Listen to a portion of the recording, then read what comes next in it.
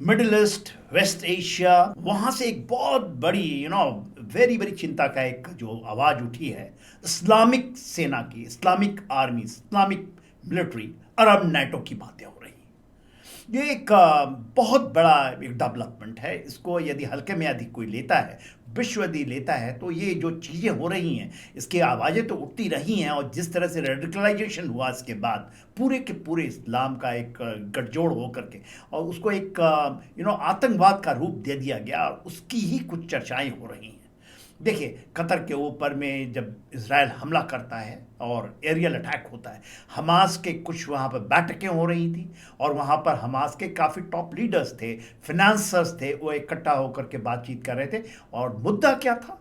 मुद्दा था कि किस तरह गाजा में शांति आए, किस तरह से वहाँ जो हॉस्टेज क्राइसिस है उसको ख़त्म किया जाए। अमेरिका भी इसका शायद समर्थन करता था। और कतर कतर इजिप्ट, यदि आप देखिएगा, टर्की, सीरिया, ये जो देश हैं, वहाँ पर जिस तरह से आतंकवादियों को एक तरह से संरक्षण मिला है, और किस नाम से कि मीडिएशंस कराएंगे, नाम दूसरा हो, और उसको एक मान्यता मिलती हुई दिखाई दी। मान्यता केवल विश्व में नहीं, पूरे इवन यूनाइटेड नेशंस के अंदर में भी इसको मान्यता मिली कि हाँ, ये मेडिएट कर रहे हैं, क्योंकि वो एक क्राइसिस पैदा हुई जो मैन मेड क्राइसिस है, जो आतंकवादियों के द्वारा ही क्राइसिस पैदा की गई, और फिर उसको एक ऐसा जामा पहना दिया गया कि ये सही है, वो कर सकते हैं, आप उसको संरक्षण दे सकते हैं। मानवता का, ह्यूमैनिटी का ये बात है। और उसके अंदर पूरी विश्व की ऐसी भी, अमेरिका भी ले लीजिए, वेस्ट भी ले लीजिए, यूरोप भी ले लीजिए, वो सारे के सारे उसको सही सही ठहराते हैं। जब उनके ऊपर कार्रवाइयाँ होती हैं तो फिर बहुत बड़ा क्वेश्चन मार्क खड़ा कर दिया जाता है कि हमने उस देश की सॉवरेनिटी के ऊपर में हमला हुआ है। मगर ये आप बताइए, यदि आज से जब 21वीं सदी के बिगनिंग में 9/11 होता है, और उसके बाद 11 साल बाद जो उसका मास्टरमाइंड होता है उसामा बिन लादेन को, उसकी पाकिस्तान की धरती में अटोबाबाद में अमेरिकन सील्स आकर के उसको मार देते हैं, और उसकी कोई आवाज़ नहीं उठते। उनके बीवी बच्चियों को जिस तरह से उनकी पूछताछ होती है उनके जेलों में, पाकिस्तान की जेलों में, तो कोई आवाज़ नहीं उठाता। देखिए, जो उसामा बिन लादेन था उसका कहीं न कहीं संबंध सऊदी अरेबिया से भी था, मुस्लिम वर्ल्ड से था, मगर उस समय तो आवाज़ नहीं उठी। मगर आज इतनी ज़्यादा रेडिकलाइजेशन हो गई, आवाज़ उठ रही है। और कतर ने एक ओआईसी का एक सम्मेलन बुलाया। 57 देश हैं, मगर बात होती है 50 देश, तो सात से कौन से 7 देश हैं जिनको शायद उन्होंने अलग कर दिया है, क्योंकि वहीं से जो आवाज़ आई है, इस्लामिक स्टेट की आवाज़ आई है, इस्लामिक सेना की बात आई है, क्योंकि पूरा का पूरा ये जो मिडल ईस्ट है वो इकट्ठित हो जाए। 57 ओआईसी की देश होते हैं, पर उसमें 50 देशों की बात होती है। इजिप्ट के जो अलसीसी है वो तो यहाँ तक आ गए कि इस्लामिक आर्मी का गठन हो, उन्होंने नफरी दे दिया कि कैसे स्ट्रक्चरिंग होगा, कौन उसका लीडरशिप लेगा। इजिप्ट उसका लीडरशिप लेना चाहता है, और उसमें कहते हैं 50 देश हैं, 57 आउट ऑफ 57, 50 देश हैं, 50 लाख की सेना होगी, 13,600 टैंकें होंगी, 7,000 एयरक्राफ्ट होगा। तो ऐसा नहीं कि ये बैठक के दौरान ही उन्होंने कोई एक फिगर निकाल दिया और बोल दिया। इसकी बहुत चीज़ें ज़मीन पे चल रही थी, सोच विचार चल रहा था कि कैसे वर्ल्ड को यदि आप डिवाइड करते, खेमों में बांटना।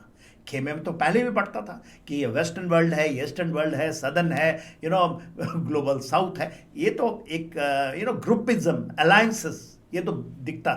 मगर इस तरह की अलायंसेस जहाँ पर आप उसके नाम पर कि ये एक आर्मी है, इस्लामिक आर्मी होगी, इस्लामिक कॉज के लिए लड़ेगी, और इस्लामिक कॉज का और उसका लीडरशिप, वो तो खुद कहते हैं कि नहीं, यदि इजिप्ट के हैं तो होंगे। टूआईसी कौन होगा? सऊदी अरेबिया का टूआईसी होगा। इस तरह की बातें आती हैं, मगर उनके अंदर जो भाड़ है, जो बीचे हैं, और इस बीच में बड़ी एक अच्छी बात और दिखाई देती है। ईरान के जो प्रेसिडेंट है पेजेशकियान साहब, वो भी वहाँ पहुँचे होते हैं, और कुछ दिन पहले ईरान से कतर के ऊपर ही मिसाइल की अटैक हुई थी, पर वो वहाँ पहुँचे हुए हैं, वो भी उसमें शिरकत कर रहे हैं। तो देखिए, कहीं ना कहीं जो विरोधाभास है, क्योंकि इस तरह की मीटिंगें होती हैं, कुछ नहीं होता ज़मीन के ऊपर, क्योंकि उनके अंदर में इतनी बड़ी सिया सुन्नी की लड़ाई अलग है, अरब वर्ल्ड अलग है, जब हम पर्शियन वर्ल्ड अलग है, उनकी अपनी सोच है, और किस तरह से वो लगते हैं। कोई मॉडर्नाइज है, कोई कहता है कि नहीं एब्सोल्युटली ट्रेडिशनल, कोई कहता है कि आपके बहुत सारे इस्लामिक जो चीज़ें हैं उस तरह से चीज़ें होनी चाहिए। और पाकिस्तान भी इसमें कूद पड़ता है, पाकिस्तान से भी गए थे लोग इसके साथ, और पाकिस्तान कहता है कि इसमें टर्की का बहुत बड़ा रोल होना चाहिए, टर्की को भी साथ लाओ, और यदि आप इसराइल के अगेंस्ट कुछ करते हैं तो हम होंगे पहले खड़े।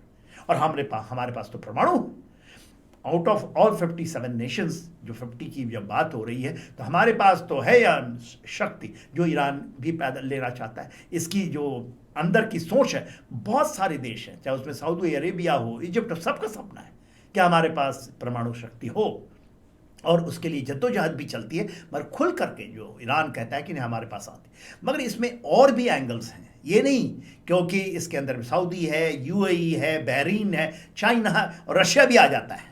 तो इसके अलावा जब हम देखते हैं जो 3H की बात होती है, तो उसमें इजिप्ट भी आ जाता है, लेबनान भी आ जाता है, सीरिया भी आ जाता है, जॉर्डन में ही हमास रहती थी पहले, इराक, ईरान, कतब हिजबुल्लाह की जब बात होती है तो उसमें ईरान भी है, उसमें इराक भी आ जाता है, यमन में तो है ही है होती। तो देखिए ये जो चीज़ें हो रही हैं, it may not be correct, that's why मैं इन चीज़ों को बताना चाहता हूँ। और देखिए इसके साथ साथ क्या हो रहा है यूनाइटेड किंगडम में, कल आपने सुना होगा टॉमी रॉबिन्सन, वहाँ पर एक बहुत बड़ा जुलूस लगता है, पहली बार उनकी आवाज़ में 1.5 लाख लोग वहाँ निकलते हैं। और किस चीज़ के ऊपर में विरोध क्या है, वो है एंटी जो वहाँ पर माइग्रेशंस है उसके अगेंस्ट में, और दूसरा इस्लामिक का जो कट्टरता वहाँ आ रही है, जहाँ पर की पकड़ है कि ऐसा शायद विचार है उन लोगों का, और उसमें काफ़ी लोग अमेरिका से भी कूट पड़ते हैं, क्योंकि झंडे वहाँ भी दिखाए जाते हैं, एलन मस्क का भी फॉलोइंग आता है। तो ये जो चीज़ें हो रही हैं, ये एब्सोल्युटली नई डेवलपमेंट हैं, और बहुत उसको आप कहिए कि ये अच्छा है खराब है, कि इसकी आकलन आप खुद करें, कि एक्सपोजर तो हो चुका है, मगर इसमें क्या ये अच्छा है वर्ल्ड के लिए, क्या विश्व की शांति के लिए इस तरह की इस्लामिक सेना और मिलिट्री, और कहना कि 50 देशों की सेना हो, मैं इसको आप पे छोड़ता हूँ, आप डिसाइड करें। जय हिंद।